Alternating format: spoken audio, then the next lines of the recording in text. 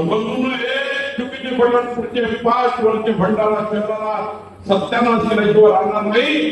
या भंडारा शहराला उद्ध्वस्त केल्याशिवाय राहणार. एक चुकीचे बटन, एक चुकीचे बटन तुमसरला, एक चुकीचे बटन सांगोलीला, पवनीला.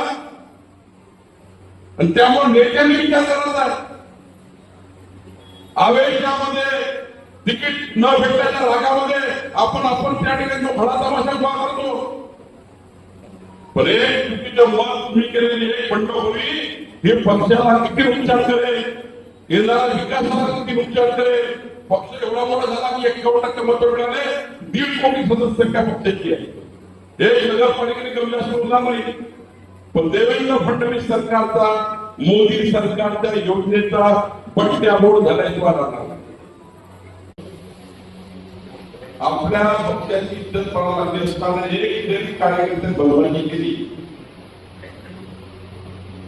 पंकज भरण्याने मी 5 वर्ष आमचे दरवाजे बंद केल्याशिवाय राहणार नाही, हे आपण लक्षात ठेवू द्या. का भरणे आपल्या ना पंकज आणि मी आता पोलिसांकडे मागवणार, आपले सर्व्हिलन्स पण टाकणार. तसे म्हणणारे ते सर्व व्हॉट्सअप सर्व्हिलन्स पण टाकले आहे. कोण काय म्हणतं व्हॉट्सअप, तुम्हाला काय वाटतं तुमचे व्हॉट्सअप सर्व्हिलन्स पण नाही? कोण काय व्यक्तिमत्व आम्हाला माहित नाही. म्हणून या ठिकाणी पहिला निर्णय काय, पहिला निर्णय काय असतो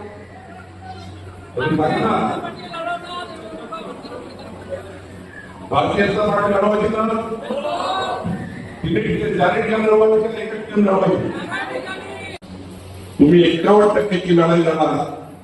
मी पूर्ण सरकारचा जेवढा पैसा लागेल तेवढा मी भंडारा, सांगली, तुमचा पवनीकडचा आंदोलन करणार. जेवढा नागपूरला न्याय मिळेल तेवढा भंडारा न्याय, जेवढा मध्ये न्याय मिळेल तेवढा पंकज भंडारा न्याय देईल. जेवढी ताकद आम्ही विधानसभेच्या निवडणुकीमध्ये आपले आमदार निवडून आणण्याकरता लावली, 288 पैकी 237, भाजपा 149 पैकी 167 आमदार भाजपचे निवडून आले, 92% आमदार निवडून आले.